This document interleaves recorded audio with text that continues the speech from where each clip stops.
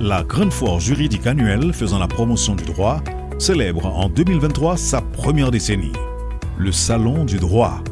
Bienvenue à cet espace de rencontre dédié aux professionnels de la Bazoche et aux étudiants notamment. Pour cette 10e édition, 2 grandes activités marqueront l'événement. La cérémonie d'hommage et de reconnaissance qui permettra ce 3 mai à El Rancho de distinguer les personnalités et institutions ayant soutenu le salon de la première à la 10e édition. La 2e activité, le salon lui-même, avec pour coordonnateur scientifique la Cour supérieure des comptes et du contentieux administratif et commémore cette année son bicentenaire. L'événement sera de taille ce 5 mai à l'hôtel Marriott. Le thème de cette année, la justice administrative et la reddition de comptes dans l'histoire d'Haïti. Une fois de plus, nous vous souhaitons la bienvenue au Salon du droit où toute une panoplie de thèmes seront à votre portée grâce aux nombreux exposants qui enrichiront l'événement. Entre autres, Fédération des barreaux d'Haïti, Barreau de Port-au-Prince, Barreau de Petit-Goâve, Réseau national des magistrats haïtiens, Office de protection du citoyen, juristes experts, cabinet Casimir, expertise firme d'avocats, études notariales Démosthène, CCAH, PHDA, CNMP, ULCC, Inspection générale des finances, UCREF, IMED, Corps supérieur des comptes et du contentieux administratif et AFPEC. La réussite des 2 activités marquant la 10e édition du Salon du droit est rendue possible grâce aux sponsors que voici. BRH, Eurocéram, Université Mont Everest d'Haïti, Soledad des Transports, AgroService SA, Telematica, ID+, Contact+, Radio et Télémétropole, Radio Vision 2000, Radio Guinée, Radio Kiskeya, Radio Jacmel Inter, Radio Télé Caraïbes, Radio Galaxy, Magic 9, Radio Énergie FM. Le Salon du droit, 10 ans déjà, que vive le droit.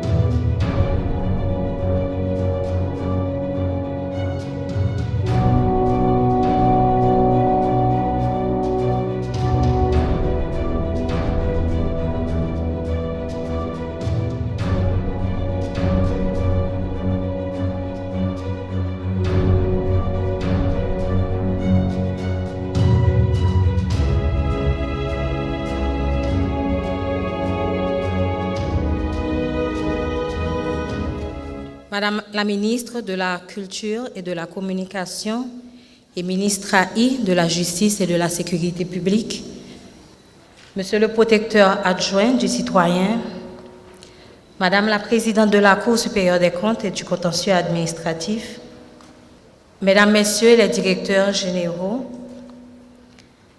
honorables magistrats des cours et tribunaux, Monsieur le Président de la Fédération des barreaux d'Haïti, Mesdames, Messieurs les représentants des différents barreaux de la République, Mesdames, Messieurs les représentants de la société civile, Mesdames, Messieurs les représentants de la presse parlée, écrite, télévisée et en ligne, Mesdames, Messieurs en vos rangs, titres, grades et qualités, Mesdames, Messieurs, le cabinet Patrick Laurent et Associés est heureux de vous accueillir à la 10e édition du Salon du droit. Cette aventure qui se voulait une journée d'information et de sensibilisation aux professions de droit et qui a commencé dans les locaux du cabinet à la rue La Martinière, puis a déménagé dans les locaux de l'hôtel Marriott, est devenue le rendez-vous annuel du monde de la Bazoche et de la société en général. Nous nous réjouissons qu'année après année, le nombre de visiteurs continue d'augmenter. C'est grâce à cette audience fidèle que nous marquons notre première décennie. Les dernières années ont été particulièrement éprouvantes, mais votre soutien est toujours resté inébranlable et pour cela, nous vous disons merci. Le 3 mai dernier, le cabinet Patrick Laurent a honoré les personnalités et les institutions qui ont accompagné le Salon du droit pendant 10 ans. Le 5 mai, aujourd'hui, est la journée du public. C'est votre journée. C'est le cadeau du cabinet à une fidèle audience depuis 10 ans.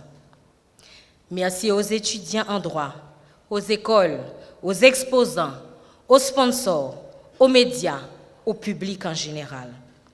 Votre intérêt continu nous pousse et nous oblige à vous apporter ce qu'il y a de mieux chaque année. Puisse cette journée symboliser le renouvellement de cette promesse. Nous sommes également heureux que cette 10e édition correspond aux 200 ans de la création de la Cour supérieure des comptes et du contentieux administratif. Nous invitons le public à profiter de cette journée pour découvrir cette institution. Et pour commencer cette cérémonie, nous appelons Madame Sarah Jean-Baptiste pour l'hymne national et nous vous demandons de vous mettre debout. Pour le pays, pour les ancêtres, marchons unis, marchons unis, dans nos rangs, point de traître du sol, soyons seuls maîtres, marchons unis, marchons unis pour le pays et pour les ancêtres. Marchons, marchons, marchons unis pour le pays, pour les ancêtres. Pour Haïti, ak pour ancêtres, yo, faut que nous capables, voyons garçon ak femme, moun parfait, pour être avec moun, mais c'est ça que fait tout, maman, tout papa, doit pour voyer ti moun l'école pour yo apprendre et pour yo connaître. Mais ça Toussaint Dessalines avec Christophe Pétion, yo te fait pour être haïtien en bas blanc. Merci. Cette voix vibrante d'énergie nous donne la force d'espérer. Et elle coïncide avec un moment clé de cet événement du jour, la passation de flambeau. Initiée par l'Office de la protection du citoyen et de la citoyenne, coordonnateur scientifique en 2020, la passation de flambeau constitue les actes du salon, c'est-à-dire l'ensemble des activités scientifiques entourant le salon comme événement. Et pour cette circonstance, nous appelons le coordonnateur de la Commission nationale des marchés publics, M. Florian Jean-Marie, et la présidente de la Cour supérieure des comptes et du contentieux administratif, Madame Marinelta Fetière, Car comme vous le savez, la Cour des comptes fait office de coordonnateur scientifique cette année. Symboliquement, les actes du salon vont être remis à la présidente de la Cour.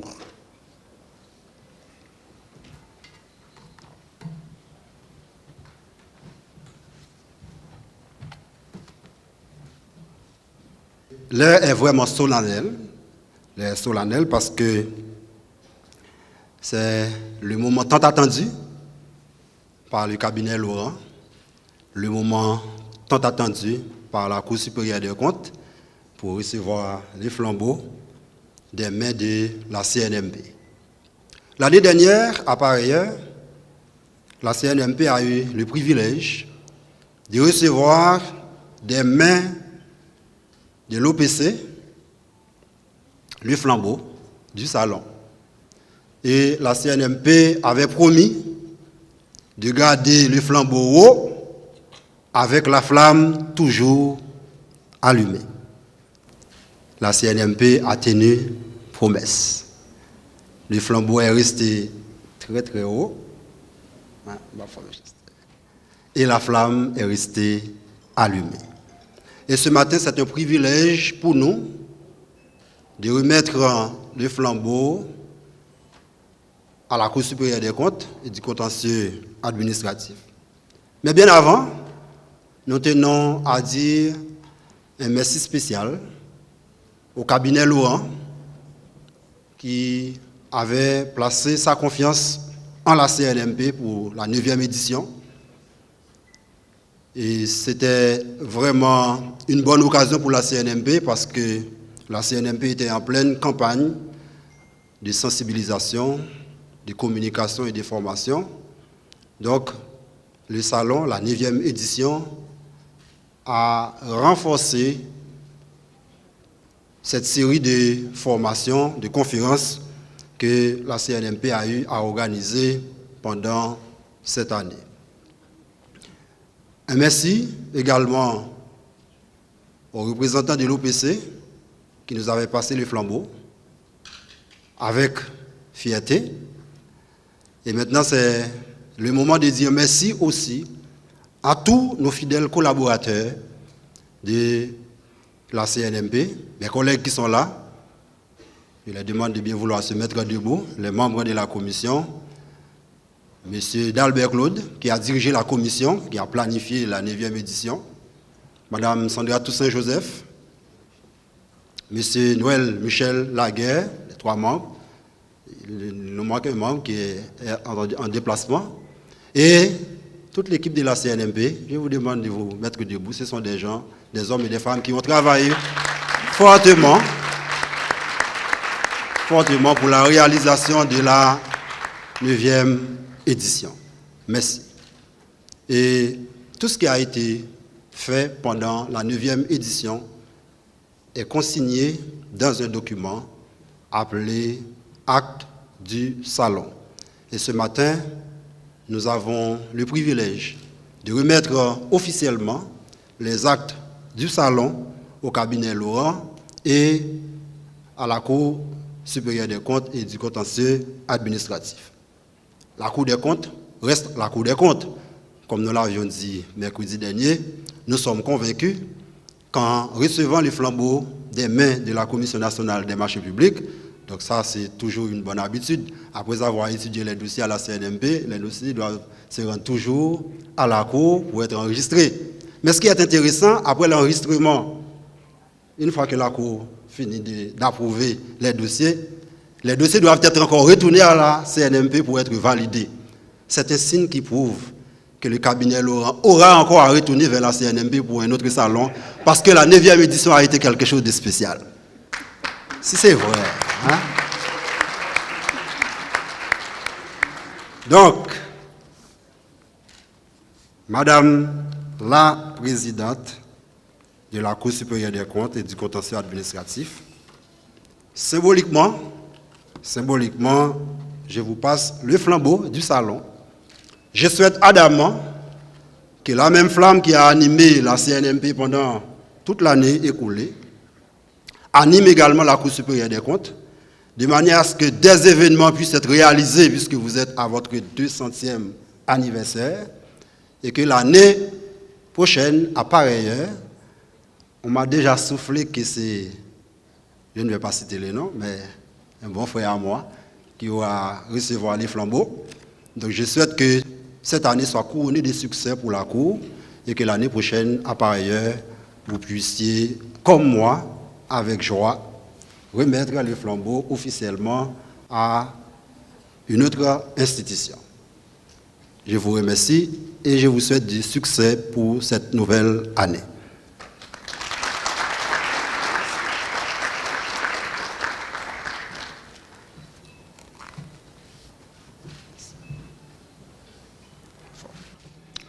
Voilà, le décor est bien planté. Je vais prendre une image ce matin que vous tous vous connaissez et la plupart d'entre vous, vous aimez le football, n'est-ce pas?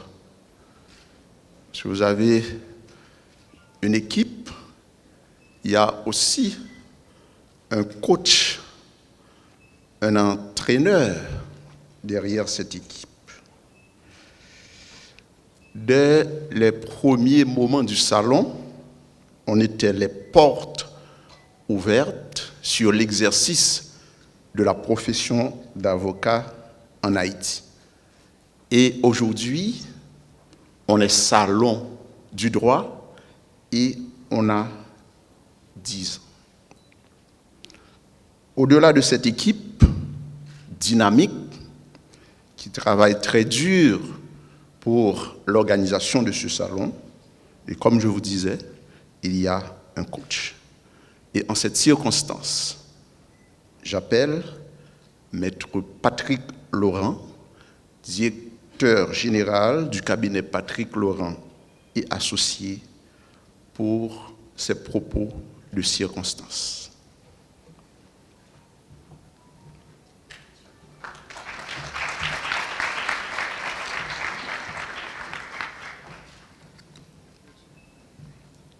La justice élève une nation. Madame la ministre de la Culture et de la Communication et ministre de la Justice et de la Sécurité publique, Maître Émilie Prophète-Milsey, Monsieur le protecteur du citoyen adjoint, Madame la présidente de la Cour supérieure des comptes et du contentieux administratif, Mesdames, Messieurs les directeurs généraux, honorables magistrats des cours et des tribunaux, Monsieur le Président de la Fédération des barreaux, Monsieur le représentant du barreau de Port-au-Prince et des autres barreaux, Mesdames, Messieurs les représentants de la société civile, Mesdames, Messieurs les représentants de la presse parlée, écrite et télévisée en ligne, Mesdames, Messieurs, en vos rangs, titres et qualités. Le cabinet Patrick Laurent, en collaboration à la Cour supérieure des comptes et du contentieux administratif, ainsi que les 19 exposants, sont heureux de vous accueillir à la 10e édition du Salon du droit cette année. Comme toujours, ce premier vendredi de mai est le vôtre et les rôles sont quelque peu inversés. Nous mettons de côté nos dossiers, éliminons les temps d'attente pour vous écouter et tenir ouvertes les portes d'un monde qui fascine. Avant d'en venir au terme de la journée, permettez-moi de faire un rapide retour sur les 10 ans du salon. Il a commencé dans les locaux du cabinet à la rue La Martinière et depuis 2018 a élu domicile dans les locaux de l'hôtel Marriott de Port-au-Prince. Certaines personnalités et institutions ont vu le salon grandir et auraient maintes mots à dire sur son évolution, bien qu'en ayant été honorés, nos personnalités et institutions 10 sur 10 le 3 mai dernier, qu'ils soient encore remerciés de leur appui sans faute ce matin. Je veux aussi mentionner que depuis 2018, le virage a eu lieu dans les thèmes choisis pour chaque édition. Mes consoeurs et confrères ici présents conviendront avec moi que le public, innocemment, perçoit le droit uniquement autour des questions civiles et pénales. Mais grâce au salon, d'autres avenues ont été percées. La médiation et l'arbitrage en 2018 avec CCAH, les droits d'auteur en 2019 avec BHDA, la protection du citoyen en 2022 avec l'OPC, la passation de marchés publics en 2022 avec CNMP et cette année, la justice administrative. Certes, le Covid-19 nous a empêchés de tenir un salon dans les normes en 2020, mais nous avons su ajuster nos voiles en présentant des conférences en ligne avec des intervenants d'horizons divers et les discussions ont été intéressantes avec un public toujours assoiffé de savoir. Le salon, dans l'essence, est plus que le lieu ou le format, mais l'espace d'échange en personne ou en virtuel. C'est la promesse de briser le secret entourant le monde de la basoche pour la promotion du savoir et une meilleure compréhension du rôle des professionnels du droit et de leur place dans la société. La cérémonie du 3 mai était un hommage, certes, mais le prélude, car l'hommage le plus grandiose, nous le devons au public, à la jeunesse haïtienne, aux écoliers, aux universitaires, toujours fidèles à nos côtés. Merci à tous ceux qui ont été là, dès le premier jour, ou en cours de route. Merci à ceux qui nous rejoignent pour la première fois et puis ce premier voyage avec nous durer. Cette année, notre coordonnateur scientifique, la Cour supérieure des comptes et du contentieux administratif, fête les 200 ans de sa création. Songeons un peu. Nous venons de fêter 219 années d'indépendance nationale. Autrement dit, la nation haïtienne a très tôt exprimé son attachement au droit et à la justice et à la gestion saine de la chose publique par la création de cette institution. Je vous laisse le soin de découvrir ces 200 ans d'histoire dans la présentation qui y sera consacrée.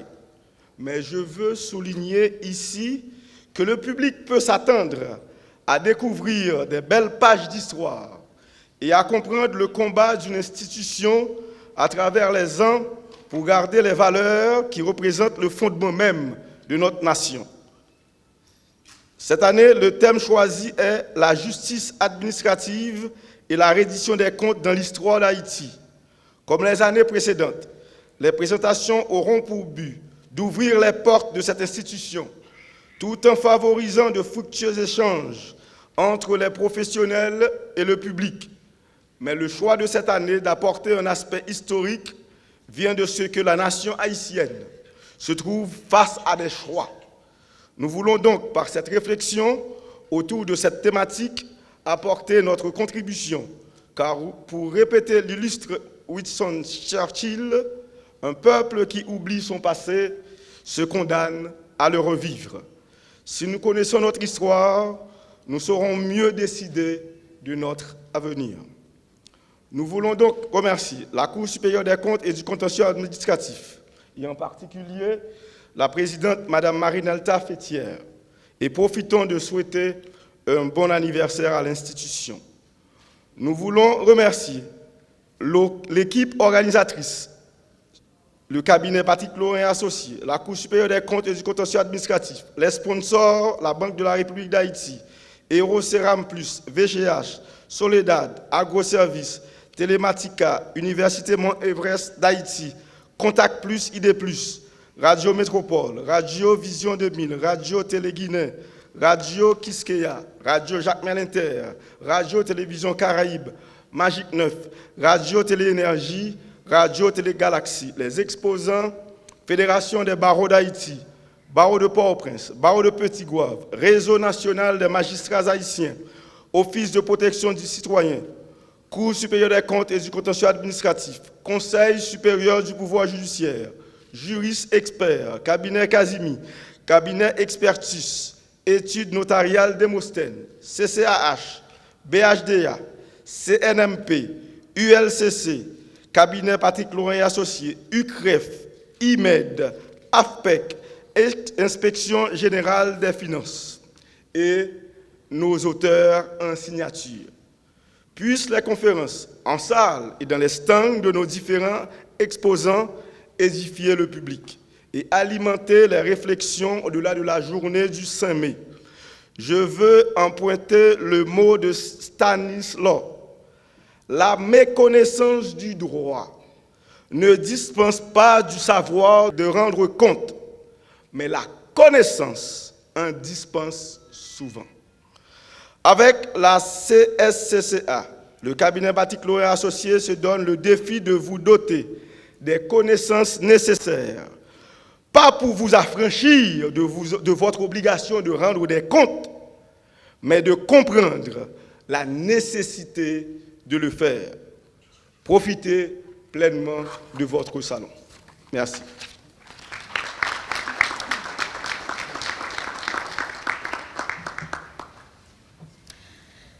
La Cour supérieure des comptes et du contentieux administratif, organe technique, administratif et juridictionnel, est un pilier de l'architecture administrative haïtienne. Nous sommes très heureux et honorés que cette institution indépendante puisse jouer le rôle de coordonnateur scientifique cette année et particulièrement pour les 10 ans du Salon. Cela coïncide ainsi aussi et avec ces 200 ans de création. Donc, sur ce, nous appelons Madame Marie Nelta Fétière, présidente de la Cour supérieure des comptes et du contentieux administratif.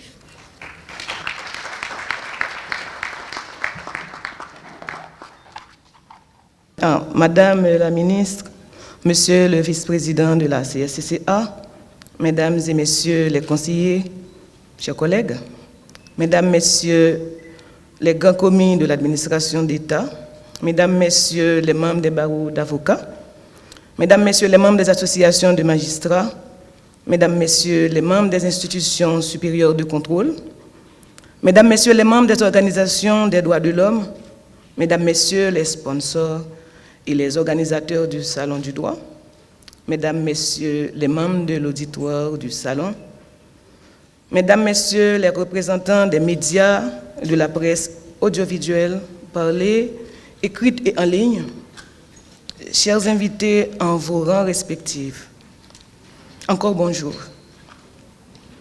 Bonjour.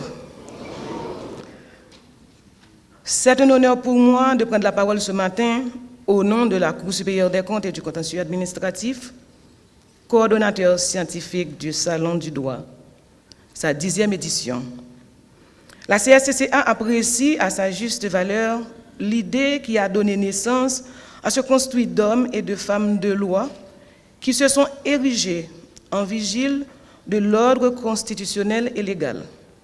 Ils sont bien placés pour mesurer en leur qualité d'acteurs, entretenant des rapports de proximité avec les gens de toutes conditions, combien les valeurs impérissables qu'ils promeuvent sont banalisées dans les luttes quotidiennes pour la survie. Un pressant besoin de sauvegarder la convivialité, le travail d'ensemble, l'esprit d'équité, la paix. Saisir les professions préposées à apporter un baume moral aux blessures des victimes de l'arbitraire. Je voudrais au prime abord souhaiter la bienvenue à l'ensemble des invités ici présents et qui nous écoutent. Je veux justement exprimer toute ma reconnaissance aux artisans de ce succès. En premier lieu, je salue Maître Patrick Laurent et étends bien sûr mes remerciements aux membres du cabinet Patrick Laurent et associés.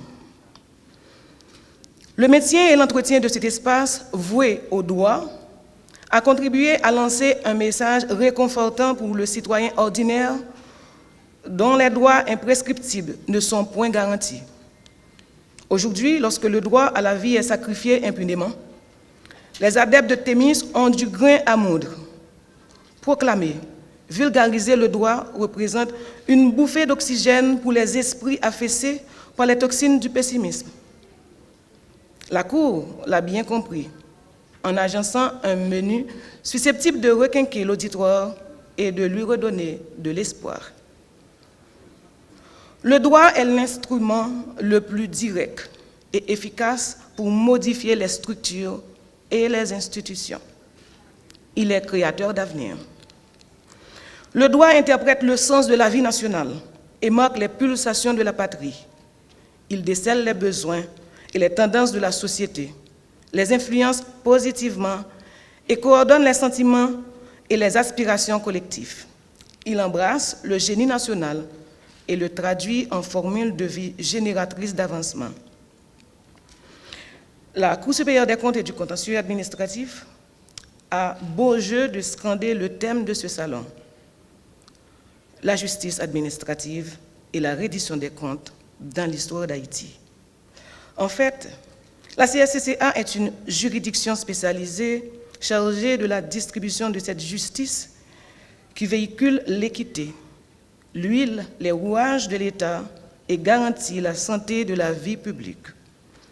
Sa mission est de mettre en jeu la responsabilité de l'État et des gestionnaires de deniers publics qui occupent et agissent au nom et pour le compte du peuple. Ils sont tous tenus de rendre des comptes de leur gestion par devant le tribunal administratif et, si le cas y échait, de restituer, de réparer, etc.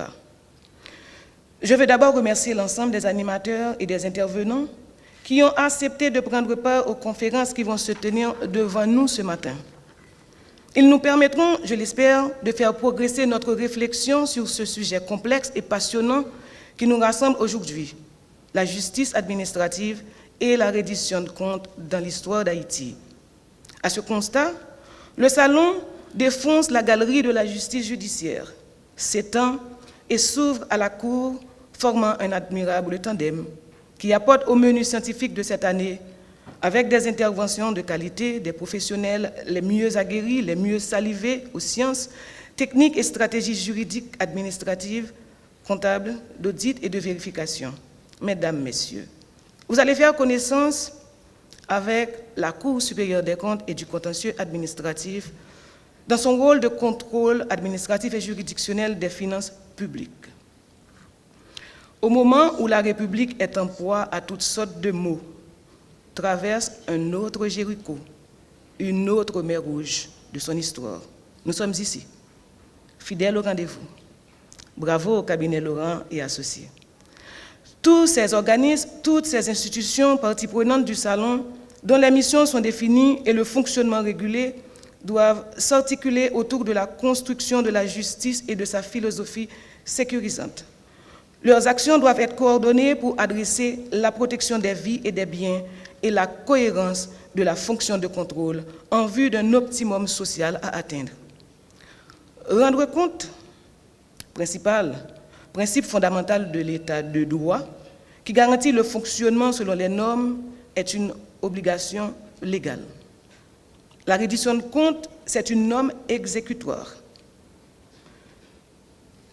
Choisir une fonction de comptable de droit, c'est choisir aussi que vos biens sont grevés d'hypothèques.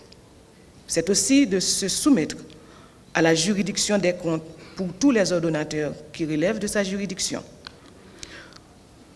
Notre raison d'être est de veiller à faire de la Cour des comptes un agent de changement incontournable dans l'amélioration de la gestion des finances publiques et des biens publics, de la transparence et de la reddition des comptes.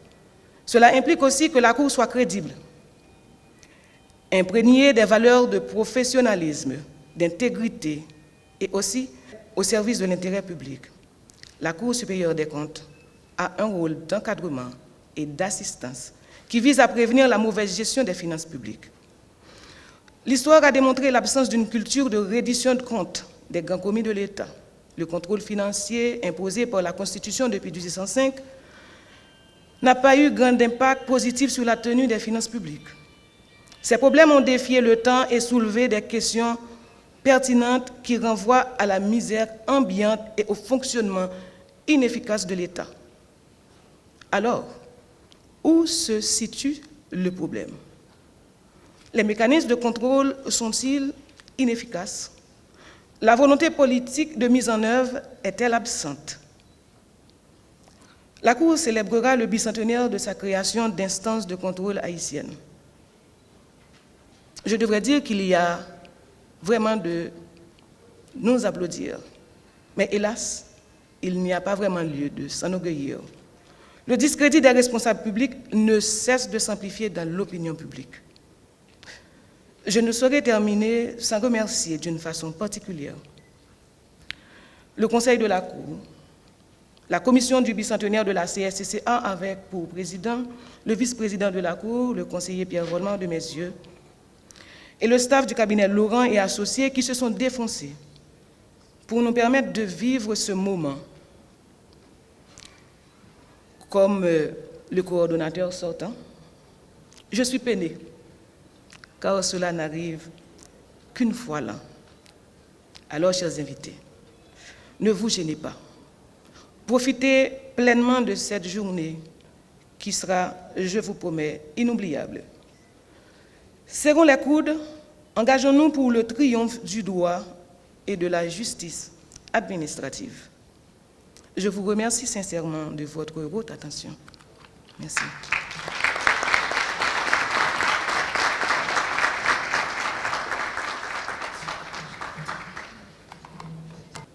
Institution indépendante consacrée par la Constitution de 1987, l'OPC s'inscrit dans le registre de la garantie des droits du citoyen et de la citoyenne contre toutes les formes d'abus de l'administration publique.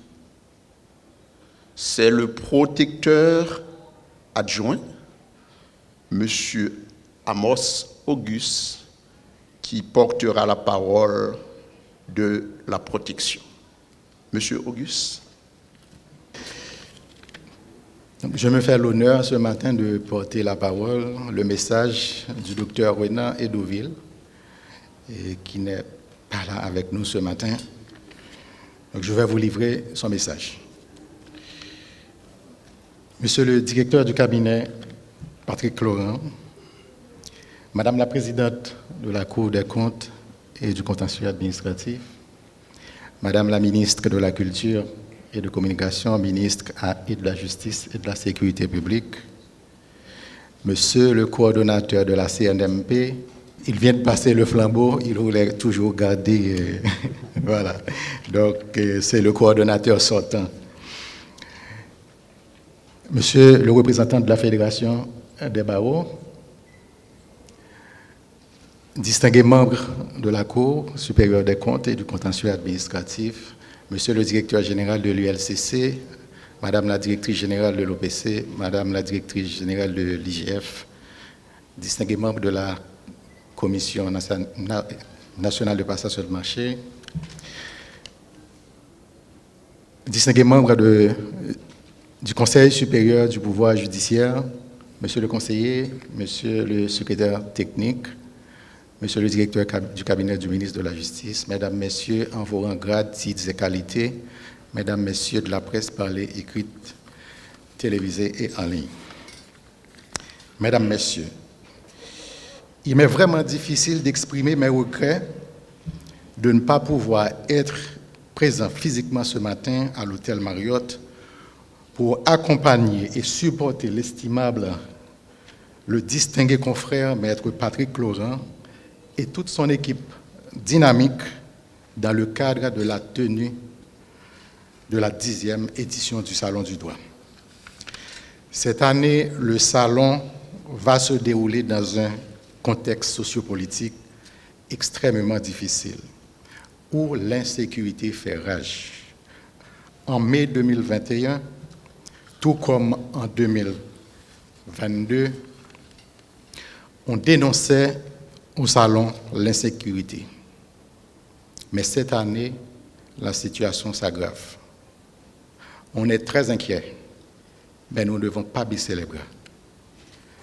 Se retrouvant dos au mur avec des cas d'assassinat, d'enlèvement, de viol au quotidien, orchestrés par des bandits armés bien organisés, le peuple haïtien doit offrir une résistance forte pour faire triompher la protection des droits humains ainsi que le bien-être des citoyens et des citoyennes. Faire triompher le respect scrupuleux du droit à la vie, faire triompher la justice sur l'impunité, sur l'arbitraire et sur la corruption, sans oublier la nécessité de travailler pour le renforcement des institutions étatiques et la réorganisation de la société.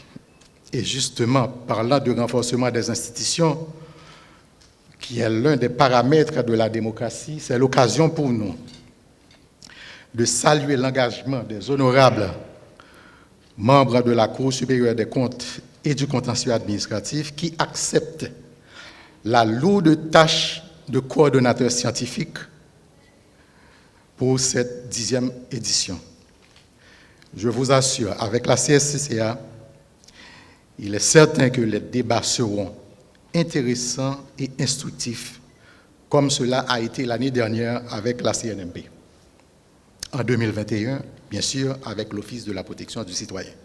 Pourquoi ne pas le souligner pour d'autres années précédentes? Mesdames, Messieurs, je souhaite une très bonne participation à tout le monde, à toutes les personnalités, bonne participation à celles et ceux qui ont rejoint le cabinet cette année. Mesdames, Messieurs, je voudrais saisir l'occasion, au nom du protecteur, au nom de l'OPC, pour saluer et féliciter les personnalités et les institutions 10 sur 10 qui ont été honorées cette année. Je vous demande de les applaudir, s'il vous plaît. À mes très chers étudiants et étudiantes, faites bonne provision de connaissances. Visitez le stand de l'OPC, visitez tous les stands, visitez le stand du livre intitulé « Coin du livre ». Retrouvez-moi à travers mes ouvrages qui sont disponibles en la circonstance. Je vous en remercie. Bonne participation.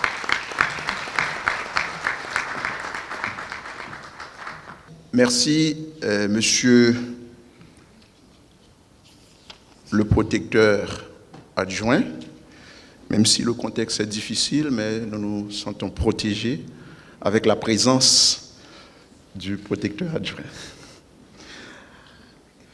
Le barreau de Port-au-Prince n'a jamais marchandé sa participation au salon.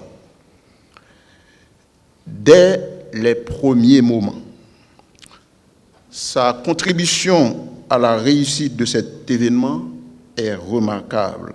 Et pour preuve, le barreau fut distingué à l'occasion de la cérémonie d'hommage et de reconnaissance pour ces 10 années de salon. Nous introduisons Maître Cheron Barnave qui va prendre la parole au nom du barreau de Port-au-Prince. Je vous demande de l'applaudir.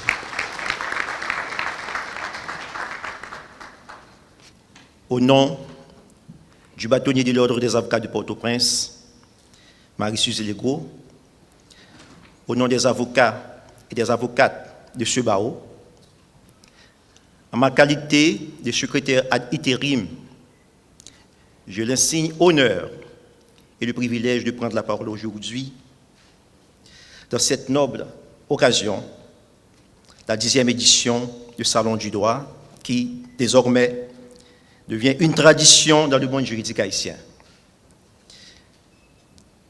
Madame la ministre de la Culture et ministre AI de la Justice,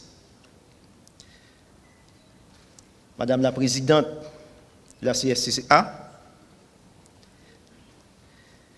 Monsieur le représentant du protecteur du citoyen, docteur adjoint, Monsieur le directeur général de l'USCC, Monsieur le coordonnateur général de la CNMP, Messieurs les représentants disons les conseillers du CSPJ, Maître Carlos Hercule Bâtonnier, représentant de la Fédération des barreaux d'Haïti, Monsieur le directeur général du cabinet Patrick Laurent et Associés,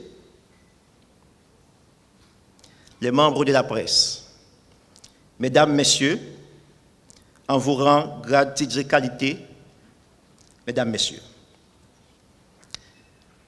Trop longtemps que le pays est dirigé par des gens qui le considèrent comme leur boutique. Trop longtemps que l'administration publique est gérée dans l'opacité la plus totale, au mépris des règles et principes préalablement établis et en violation flagrante des droits fondamentaux. La justice administrative et la reddition des comptes dans l'histoire d'Haïti, tel est le thème retenu pour la 10e édition du Salon du droit de cette année. En tant que citoyen à part entière, je pense que c'est une très bonne chose. Une telle initiative doit être encouragée pour le bien-être de la nation. Dans les conférences de ce jour, sur le thème de cette année, il y a un sujet qui a attiré particulièrement mon attention. La reddition des comptes et une revendication de justice que M. Jasmin Joseph présentera. Non seulement c'est une revendication de justice, mais aussi une exigence citoyenne. Le droit haïtien, à l'instar du droit français, relève de la famille romano-germanique, n'a pas laissé à la juridiction judiciaire de trancher les litiges administratifs, a opté pour la création d'une justice administrative spécifique pour juger ces actes. Nous retenons cette définition de la notion de reddition. Elle correspond au concept anglophone accountability, c'est-à-dire la nécessité pour les pouvoirs publics de rendre compte à la population afin que celle-ci puisse choisir de manière éclairée qui il veut placer au pouvoir. Le barreau de Port-au-Prince, qui se veut toujours aux côtés de ses membres, n'a jamais raté ce rendez-vous annuel. Dans sa mission d'ordre public, de veiller à la discipline et à la compétence professionnelle des membres de la corporation, le barreau encourage toujours le travail de l'esprit, c'est-à-dire la production scientifique des confrères et consoeurs pour enrichir la doctrine juridique haïtienne. Je profite de l'occasion pour renouveler les remerciements du barreau à toute l'équipe du Salon du droit pour sa distinction, hommage et reconnaissance décernée au barreau de Port-au-Prince, pour sa participation et sa franche collaboration à toutes les éditions du Salon du droit. Ce geste est très apprécié. Il nous exige de continuer sur cette voie. La justice administrative et la reddition des comptes dans l'histoire d'Haïti.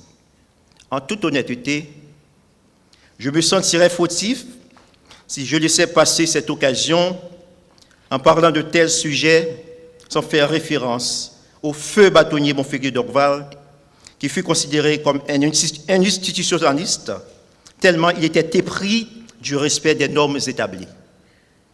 La justice administrative fut sa passion. Cet éminent juriste qu'il fut, professeur de droit constitutionnel et droit administratif, le bâtonnier assassiné consacra toute sa vie au service du pays. Le jour même de son assassinat, il fit cette déclaration comme s'il savait qu'il allait être exécuté dans la nuit. Je ne m'appartiens plus, j'appartiens au pays. J'ai fait le sacrifice de ma vie, j'aime ce pays. Qu'il s'agisse de la justice administrative, qu'il s'agisse de la justice judiciaire, la justice est tout simplement en coma dans ce pays. Cependant, le combat que nous menons au barreau de Port-au-Prince pour que les auteurs de son assassinat soient jugés et punis ne s'arrêtera qu'au procès. Maître Raphaël, Emmanuel, Maître Nathan Laguerre sont bien placés pour vous parler des 200 ans d'histoire de la justice administrative et du contentieux administratif en Haïti. Ce n'est pas mon travail d'essayer à leur place de vous en parler. C'est un secret de polichinelle que nous n'avons pas de culture de reddition de comptes dans la gestion de la chose publique. À chaque fois qu'on tente d'exiger ceux seuls qui, à un moment ou à un autre, ont géré les deniers de l'État, de rendre compte à la nation, on brandit le slogan « persécution politique ». Les bourreaux, les dilapidateurs d'hier se font passer pour des victimes de demain et ça passe. L'article 233 de la Constitution dispose « L'administration publique est l'instrument par lequel l'État concrétise ses missions et objectifs. Pour garantir sa rentabilité, elle doit être gérée avec honnêteté et efficacité. Pour une gestion honnête et efficace de l'administration publique, la reddition de comptes doit être un simple réflexe pour tous ceux et toutes celles qui sont appelés à gérer un jour ou l'autre les deniers publics. Il faut rendre compte de sa gestion. C'est un prescrit constitutionnel, un devoir moral, une exigence citoyenne. Pour ce faire, nous avons besoin des hommes et femmes responsables de moralité incontestée, surtout de bonne volonté, en vue de moraliser l'administration publique. Qu'il s'agisse des autorités élues, qu'il s'agisse des autorités nommées, elles doivent comprendre que la gestion de la chose publique ne doit pas se faire comme le boutiquier gère sa boutique, en l'ouvrant et en la fermant à sa guise. La reddition de comptes est un impératif, car le peuple doit savoir si les dirigeants font une bonne ou une mauvaise gestion des biens de l'État qui sont le patrimoine de toute la nation. François Fillon, ancien Premier ministre français, dans son livre titré « La France peut supporter la vérité », nous dit « La politique n'est pas une scène de théâtre. La politique, c'est la vie des gens, la vie réelle, l'histoire d'un pays. Ce n'est pas à moi de vous dire que nous assistons trop souvent à des scènes de théâtre au plus haut niveau de l'État, dont les acteurs sont des politiciens abominables. Ils jouent avec la vie des gens comme le chat joue avec sa souris. Les notions d'éthique et de reddition de comptes n'existent pas dans leur gestion. L'article 200 de la Constitution dispose « La Cour supérieure des comptes et du contentieux administratif est une juridiction financière, administrative, indépendante et autonome. Elle est chargée du contrôle administratif et juridictionnel des recettes et des dépenses de l'État, de la vérification de la comptabilité des entreprises de l'État, ainsi que de celle des collectivités territoriales. Juridiquement, on sait que la CSCCA ne peut être à la fois indépendante et autonome. Heureusement, l'article 2 du décret du 23 novembre 2005 sur la CSCCA a mis un terme à cette confusion juridique. Un décret corrige la Constitution. C'est légistiquement incorrect, mais on l'admet. En réalité, à quelques exceptions rares, les arrêts de débat rendus par cette Cour ne concernent pas les ministres et les directeurs généraux, mais des maires et agents exécutifs intérimaires. La Cour des comptes est le juge de l'État, doit faire un contrôle sur toutes les recettes et dépenses des comptes de l'administration publique. Les ministres, les directeurs généraux, les parlementaires, entre autres, doivent rendre compte de leur gestion de la chose publique. De toute façon, c'est la présidente de la CSCCA, coordonnateur scientifique de cette année, qui nous parlera du contrôle des comptes en Haïti. Elle est la meilleure personne qui puisse le faire. La reddition de comptes dans l'administration publique ne fait que générer la corruption systémique que nous connaissons dans le pays, et cela ne date pas d'hier, ne date pas ni d'aujourd'hui. Pour preuve, 3 des condamnés dans le procès de consolidation sous la présidence de Noah Alexis deviendront président de la République. Il s'agit de Cincinnatus Lecomte, Tancred Auguste, Vilbrun Guillaume Sam. Au lieu d'être sanctionnés, mis en quarantaine par la société, ces condamnés sont plutôt élevés en dignité à la magistrature suprême de l'État, comme si la corruption était un acte d'intégrité et de vertu. De nos jours, nous n'avons même pas le courage de faire le procès des dilapidateurs du fonds de l'État, ni les mettre en quarantaine. Tout cela ne fait qu'augmenter la grogne et la frustration des populations et met le peuple en état permanent de légitime défense. Vous et moi, nous savons que rien, absolument rien de positif ne peut se faire sans une justice forte et indépendante, comme un véritable pouvoir, capable d'annuler les actes illégaux et irréguliers des deux autres pouvoirs de l'État. Si la justice administrative ne fait pas son travail de contrôle administratif et juridictionnel envers et contre tous, les dilapidateurs des deniers publics ne seront pas jugés par la juridiction du droit commun. Pour ce faire, la Cour des comptes, en tant qu'institution indépendante, doit être forte à l'abri de toute pression politique de l'exécutif et du législatif. La Constitution, son article 238 prescrit les fonctionnaires indiqués par la loi sont tenus de déclarer l'état de leur patrimoine au greffe du tribunal civil dans les 30 jours qui suivent leur entrée en fonction. Le commissaire du gouvernement doit prendre toutes les mesures qu'il juge nécessaires pour vérifier l'exactitude de la déclaration. Dans une enquête publiée par la Fondation J'éclairé en mai 2019, on a constaté que les autorités de l'État, tous les pouvoirs confondus, n'étaient pas enclines à faire leur déclaration de patrimoine. Ceux et celles qui l'ont fait à l'entrée, dans les conditions que l'on sait, font semblant d'oublier de le faire à leur sortie de fonction, tout simplement parce qu'ils sont incapables d'expliquer leur fortune. De nos jours, des pays étrangers décident de sanctionner des politiques et hommes d'affaires haïtiens pour leur implication présumée dans des actes criminels, notamment la corruption, le trafic illicite d'armes à feu, le financement des gangs armés. Des comptes sont gelés, des visas sont coupés. Avec beaucoup de regrets, nous constatons que ces personnalités ne sont même pas inquiétées par la justice haïtienne, par ce laxisme. Même avec ces accusations très graves, ces gens peuvent se faire élire triomphalement au plus haut sommet de l'État pour le malheur du pays. Cette année encore, celui qui nous invite est à l'honneur, M. Patrick Laurent. C'est une occasion vraiment exceptionnelle. M. Laurent a 2 ouvrages de signature. Parenthèse juridique et la protection de l'environnement dans le système de protection interaméricain des droits de l'homme. C'est une façon pour l'hôte du jour de nous inviter à lui emboîter le pas pour enrichir le droit haïtien. Si vous n'avez pas eu l'occasion auparavant de vous procurer de ces 2 ouvrages, je vous conseille sincèrement de les acheter. La reddition de comptes est un indicateur de bonne gouvernance. Dans une société démocratique, l'intérêt général doit primer sur l'intérêt particulier, dans le souci du bien-être collectif. La reddition de comptes doit permettre aux citoyens de renouveler le personnel politique où chacun doit être jugé en fonction de son passé. C'est un prescrit constitutionnel, un devoir moral, une exigence citoyenne. L'article 202 de la Constitution dispose « Ces décisions ne sont susceptibles d'aucun recours, sauf 2 pouvoirs en cassation ». Là, on parle des décisions de la CSCCA. En appliquant la méthode exégétique, nous devons poser la question de rechercher la volonté du législateur au moment de l'élaboration de ce texte.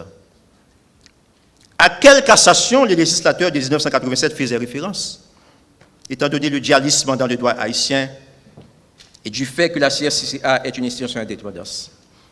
S'agissait-il de la cassation administrative ou de la cassation judiciaire? Je suis certain que les experts de la CSCA, coordonnateurs scientifiques de cette année, de manière technique, mettront leur savoir-faire en exergue pour nous éclairer sur la question, à mon sens, qui doit faire débat. Mesdames, Messieurs, au nom du bâtonnier Marie-Suze Legault, au nom de tous les avocats du barreau de Port-au-Prince, je vous souhaite bonne participation à cette 10e édition du Salon du droit et surtout, bonne dégustation intellectuelle. Merci.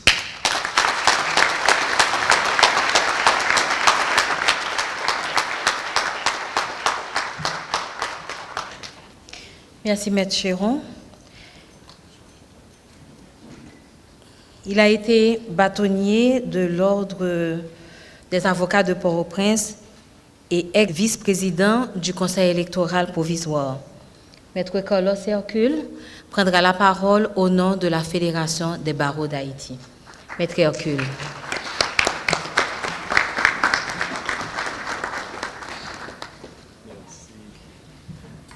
Le président de la Fédération des barreaux d'Haïti, M. Jacques Letan, m'a demandé de le remplacer à cette audience, vu son indisponibilité mais également les difficultés des membres du conseil d'administration de la FBH d'être à la capitale.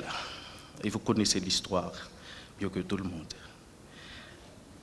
Madame la ministre de la Culture et Communication, également ministre de la Justice, Madame la Présidente de la Cour supérieure des comptes et du contentieux administratif, Monsieur le Président du cabinet Patrick Laurent et associé, mon ami, Messieurs les membres du Conseil supérieur du pouvoir judiciaire, Monsieur le représentant de la Cour de cassation, Monsieur le représentant du bâtonnier de l'Ordre des avocats de Port-au-Prince, Monsieur le protecteur adjoint, tous, toutes, en vos rangs, grades, qualités et fonctions, Mesdames, Messieurs, je voudrais, d'entrée de jeu, féliciter le cabinet Patrick Laurent et associés pour ce rendez-vous dont plus d'un ne voudrait manquer. À pareille date, le Salon du droit mobilise un public diversifié.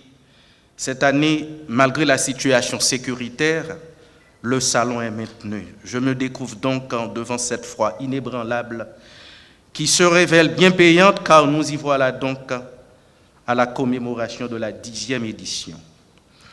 Mesdames, Messieurs, la Fédération des barreaux d'Haïti s'est associée à l'événement du jour parce que le Salon du droit s'inscrit dans sa vision et sa stratégie d'action. Il s'agit d'apporter de façon générale toutes les informations utiles, mais surtout de contribuer à l'amélioration des conditions d'exercice de la profession d'avocat en Haïti. Ainsi, le thème de cette 10e édition, la justice administrative et la reddition de comptes dans l'histoire d'Haïti, répond à des préoccupations communes. J'ose espérer que les intervenants ne manqueront pas de mettre en relief la reddition de comptes comme mécanisme devant aider à circonscrire les actes de corruption dans l'administration publique, particulièrement au niveau de la justice.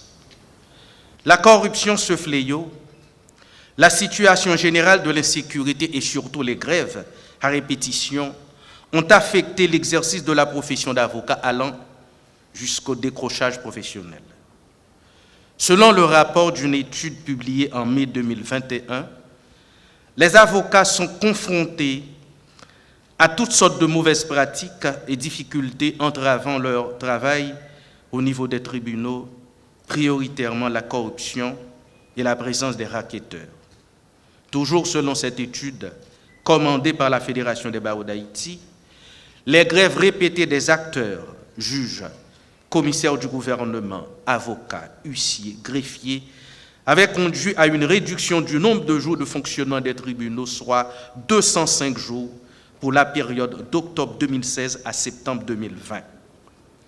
La profession d'avocat est durement éprouvée, avec les assassinats du bâtonnier Montferrier d'Orval, de maître Michel Patrice de Renoncourt, maître André Charléus, maître Yvon Piram du barreau de Mirbalet et maître Pierre-Jacques Philomé Ambroise du barreau du Cap-Haïtien.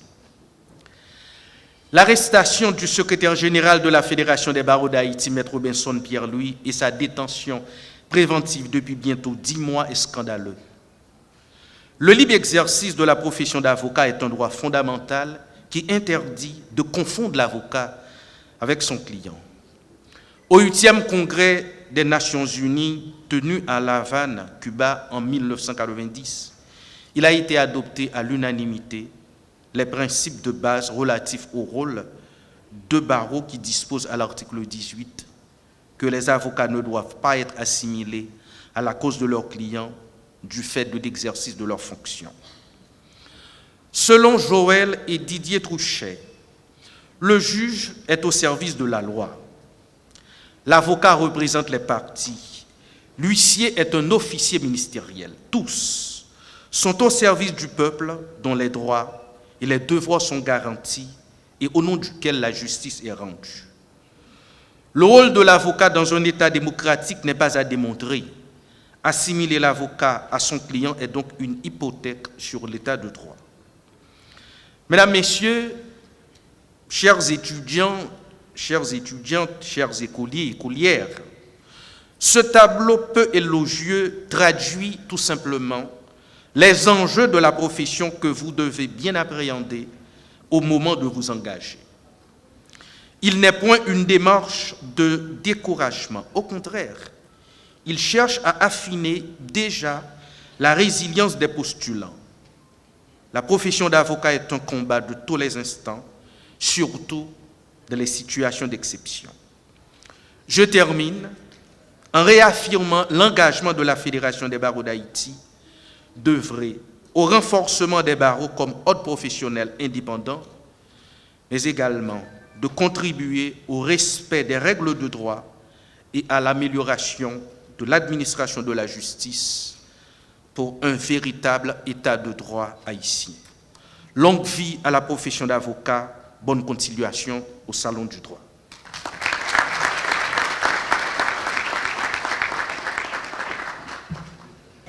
Merci, Maître Hercule.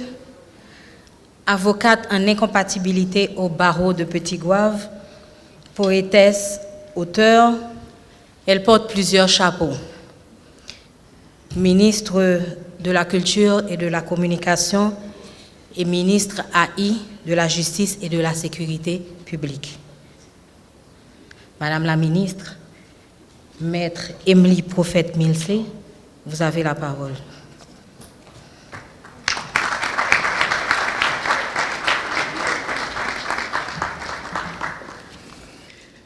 Monsieur le directeur du cabinet Patrick Laurent, cher Patrick, Madame l'administratrice du cabinet Patrick Laurent, Maître Chamaya Mentor Laurent, avocate du cabinet Patrick Laurent, Madame la présidente de la CSCCA, Mesdames, Messieurs les conseillers et conseillères du CSCCA, Monsieur le représentant de la Fédération des barreaux, Monsieur le représentant du bâtonnier de l'ordre de Port-au-Prince, Monsieur le coordonnateur du CNMP, j'ai toujours peur de rater des noms, Monsieur le directeur de cabinet de la ministre de la Justice et de la Sécurité publique, Monsieur le protecteur du citoyen adjoint, Monsieur le directeur général de l'ULCC, représentant du CSPJ, de la Cour de cassation, Monsieur le secrétaire technique du CSPJ, cher professeur Constant, magistrats des cours et tribunaux,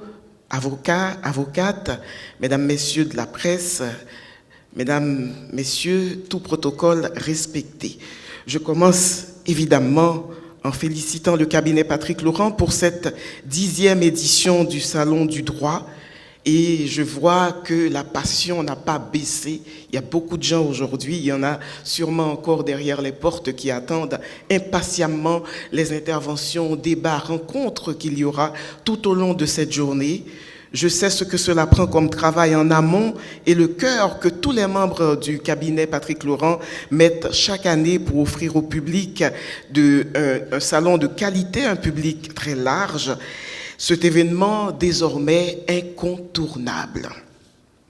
Quand le cabinet Patrick Laurent proposait il y a 10 ans le Salon du droit, Maître Patrick Laurent et son équipe n'imaginaient sans doute pas qu'ils allaient chaque année drainer des institutions, des hommes de loi, des amateurs, des curieux, tous habités par cette soif du savoir qui a toujours caractérisé les Haïtiens. Le désir de faire des rencontres ou tout simplement l'envie d'en apprendre un peu plus sur ce domaine transversal et tellement passionnant qu'est le droit. Ces 10 dernières années, nous avons été menés au dur fouet d'une réalité déconcertante qui fait douter même de la minute suivante tant la violence politique et sociale a été présente. Il n'y a eu de quartier pour personne. Et peu importe ce que vous faites ou dites, sans recherche de discernement ou de débat, il y a quelqu'un en embuscade derrière un ordinateur, son téléphone ou à visière levée qui vous descend en flammes. C'est une violence multiforme et sans limite. Et si la violence physique a des limites, ces limites sont la morgue ou l'hôpital, la violence verbale, la violence intellectuelle n'en a aucune. Ce serait risqué de chercher des époques où la vie était meilleure en Haïti, où la société était plus clémente. Notre pays est né d'un arrachement, d'une impensable révolution surtout qui, malgré les accidents de l'histoire, malgré l'accablante et perpétuelle réalité, reste l'un des faits les plus emblématiques des temps modernes. Mais à mesure que les années passent, nous semblons avoir plus de mal à trouver des causes communes qui nous permettraient de mieux vivre ensemble, de concrétiser la promesse de l'aube, celle de 1804. Depuis plusieurs années, et avec beaucoup plus d'intensité ces derniers mois, nous parlons de dialogue. Un dialogue qui semble souvent être difficile à conduire, tant le réel nous impose l'évidence que, comme compatriotes, nos routes sont éloignées et que les possibilités sont minces. Et si parler et nous comprendre ressemblait à cela, nous retrouver dans des assemblées comme le Salon du droit et nous insuffler mutuellement de l'espoir, de la certitude, en discutant de questions qui nous grandissent, nous ancrent et nous universalisent en même temps.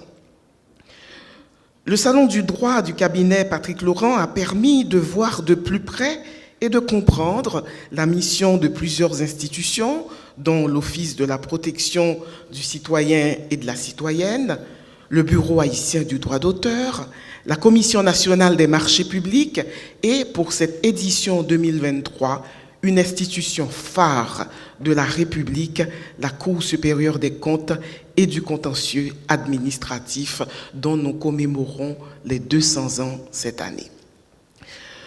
Vous aurez une journée pour voir au plus près, à travers différentes communications, la Cour supérieure des comptes et du contentieux administratif, dont la mission est, selon le décret de 2006, de juger les actes de l'administration publique, les comptes des ordonnateurs et comptables, des deniers publics, d'assister le Parlement et l'exécutif dans le contrôle de l'exécution des lois et dispositions réglementaires concernant le budget et la comptabilité publique.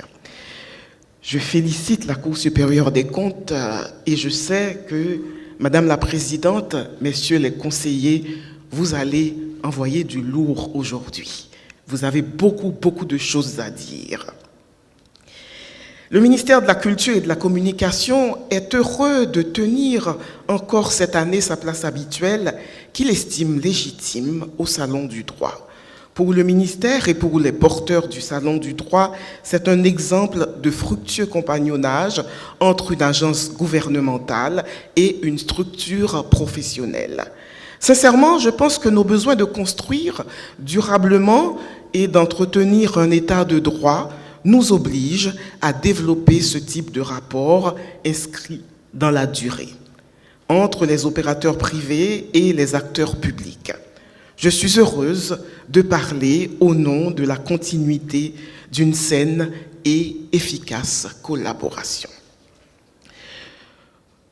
Je veux également vous rassurer des bons sentiments du Premier ministre et de mes collègues au gouvernement vis-à-vis de ces initiatives qui prouvent notre capacité de vivre ensemble, de discuter et de trouver des solutions ensemble. Nous avons besoin d'un pays qui nous permet de nous présenter au monde autrement. Là, au Salon du droit, nous avons la possibilité de creuser et de sortir de véritables pépites. Le pays a besoin de nous. Soyons lucides, soyons professionnels et surtout, restons bonnes citoyennes et bons citoyens. Félicitations, Madame la Présidente de la Cour supérieure des comptes et du contentieux administratif, à vous tous, et particulièrement au cabinet Patrick Laurent, et merci en mon nom propre, bien sûr, de mon lieu de citoyenne, mais aussi du lieu de l'État pour tout ce que vous faites.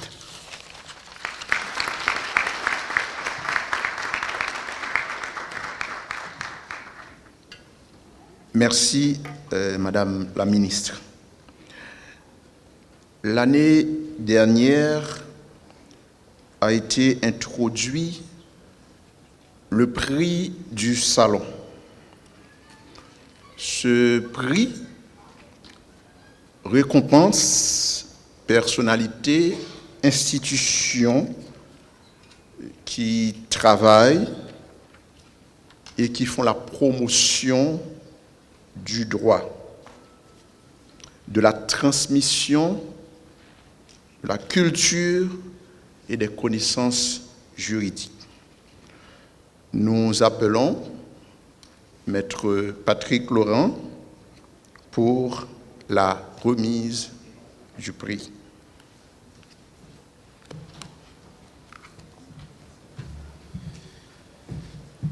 Dieu chef, c'est pour le prix du salon, mais juste avant le prix du salon, j'appelle Maître Mentor Laurent parce que nous avons une dette pour 2 confrères du cabinet qui s'est révélé distingué pendant l'année 2022, pas 2023, mais on n'a pas pu leur remettre leur distinction. Et nous appelons Maître Olivier Pierre-Riche et Maître Zami. C'était les 2 avocats de l'année 2022.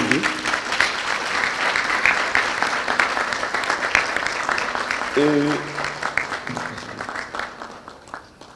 l'administratrice va les décorer. C'était une promesse de les distinguer en présence de nos amis cette année.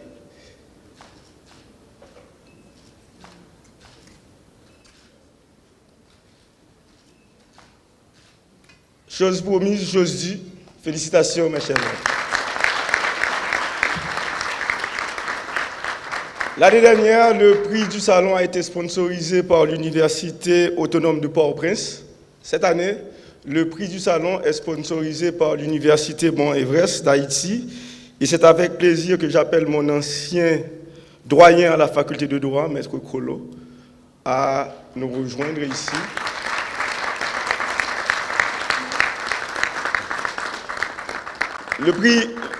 Le prix du salon est sponsorisé par l'Université Bon-Everest et le jury de la 10e pour le salon a décidé de primer 2 personnalités pour des raisons différentes, bien entendu.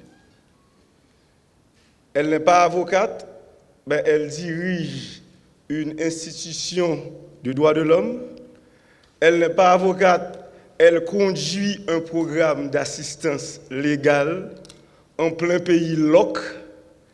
Elle n'est pas de market, mais quand il n'y a pas de nourriture à la PN, c'est à elle qu'on appelle, que la PNA appelle certaines fois quand l'État ne peut pas répondre véritablement, Ketli, qu'est-ce que nous pouvons faire? Et l'enthousiasme de Ketli Julien nous a marqué et a marqué le jury. C'est pourquoi, pour son travail, il y a une médaille pour Ketli aussi, et Ketli Julien a été désigné pour avoir le prix du salon. Tu peux donner lecture, tu remets au doyen Kolo.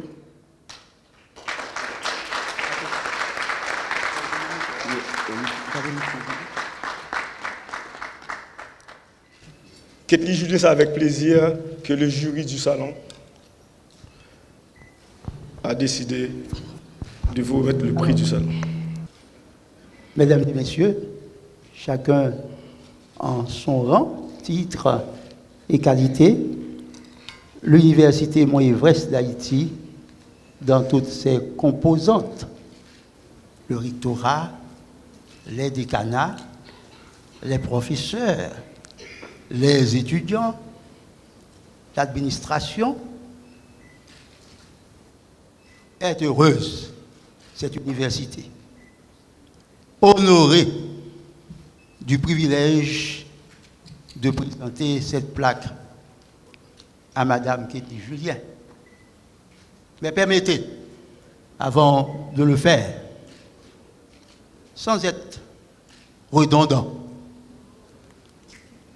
que nous adressions encore une fois toutes nos félicitations à l'équipe organisatrice de cette belle initiative, la 10e d'ailleurs édition, ce qui traduit à notre sens la pérennité de l'initiative, la volonté de la pousser le plus loin que possible, ce qui nous offre aussi et surtout l'opportunité de projeter à l'extérieur une haute image de notre cher petit pays Haïti. Félicitations donc. 10 ans, ce n'est pas 10 jours, c'est la pérennité.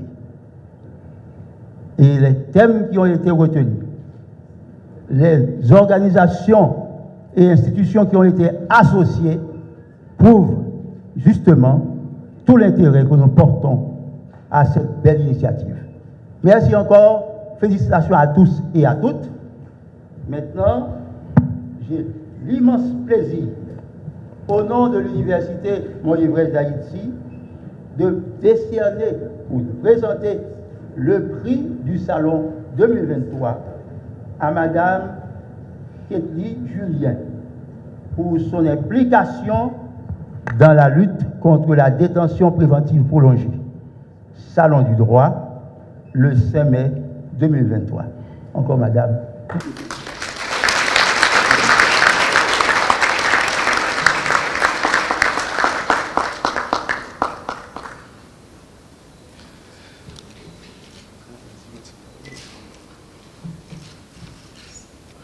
Sans doute Ketli va dire un petit mot.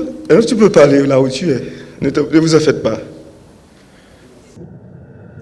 Madame la ministre du ministère de la Culture et de la Communication, ministre Haït de la Justice, Madame la présidente de la Cour supérieure des comptes et du contentieux administratif, représentant du barreau de Port-au-Prince, représentant des barreaux, Maître Hercule, militant de droits humains, Monsieur le protecteur adjoint de l'OPC,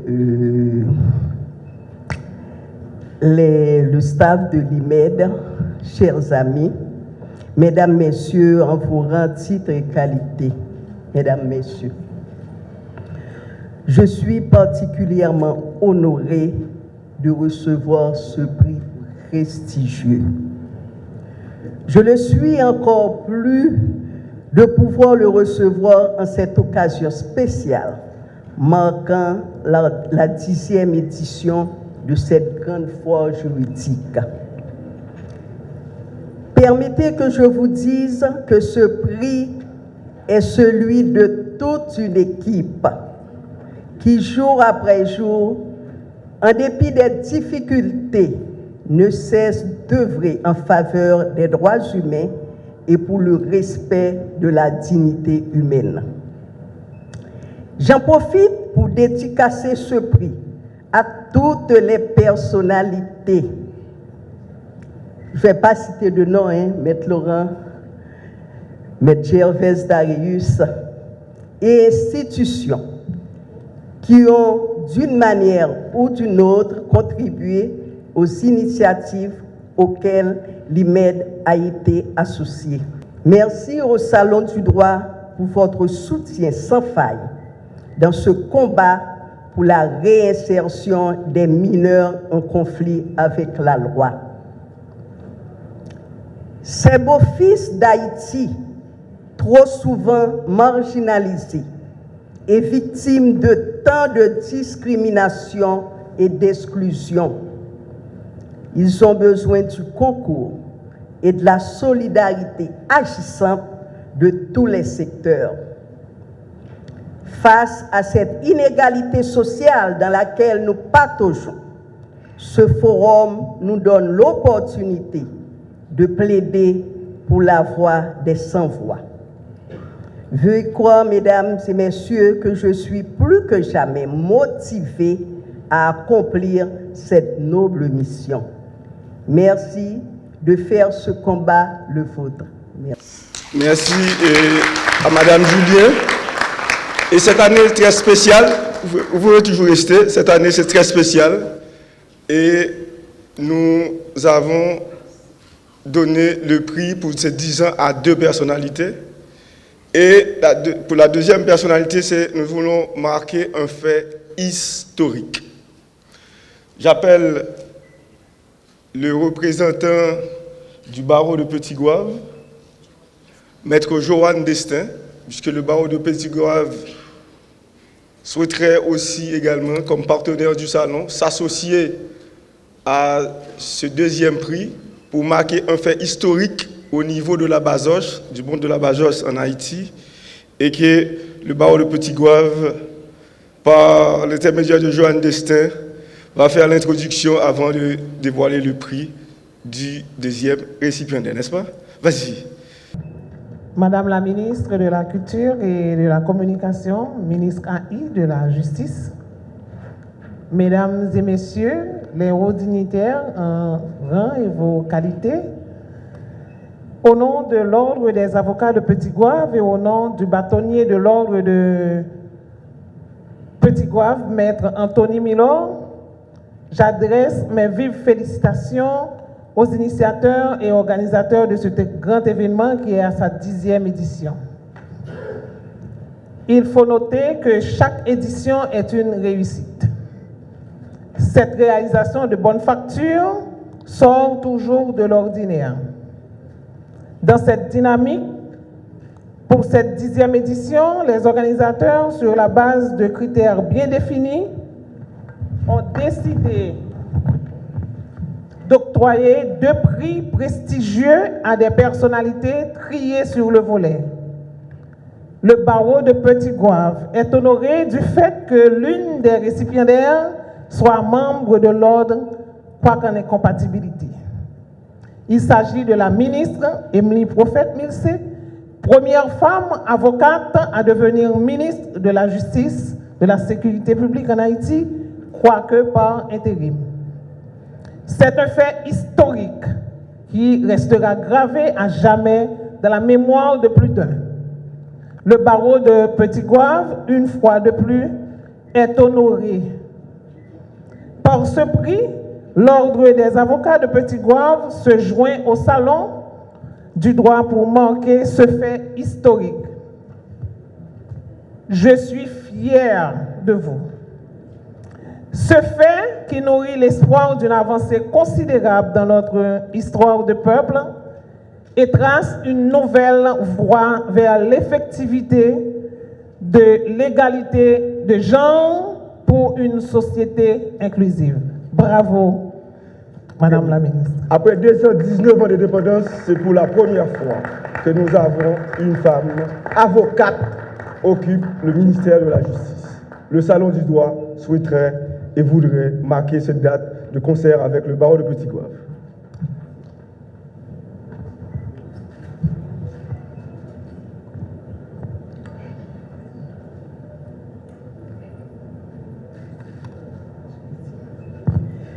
Merci beaucoup, merci Maître Destin, Maître Laurent, Maître Laurent, merci aussi au barreau de Petit-Goâve.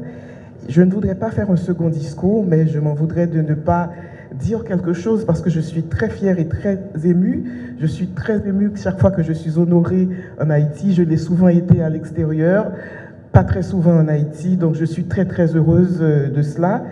Et j'ajouterais, et on me demande souvent de ne pas improviser parce que je dis des choses potentiellement périlleuses. Mais j'adore ça. Et je commence à avoir beaucoup de goût pour les polémiques, surtout qu'en finale de compte, il se révèle que j'ai raison ou plus ou moins raison.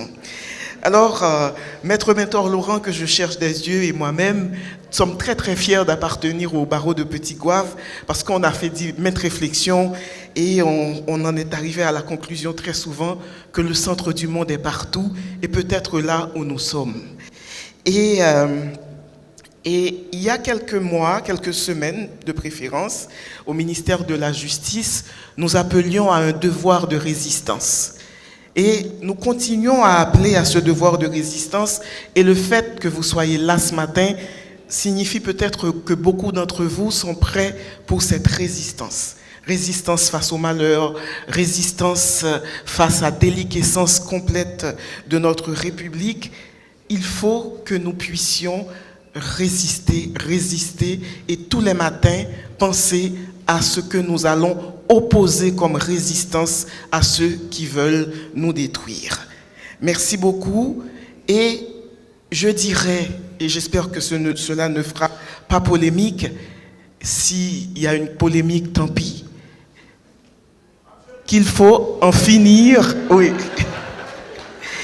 qu'il faut que nous en finissions avec les beaux rôles. Il y a trop de beaux rôles dans notre République.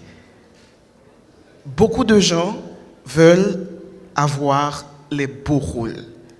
Il faut que nous puissions marcher ensemble, être ensemble dans le combat pour changer notre pays.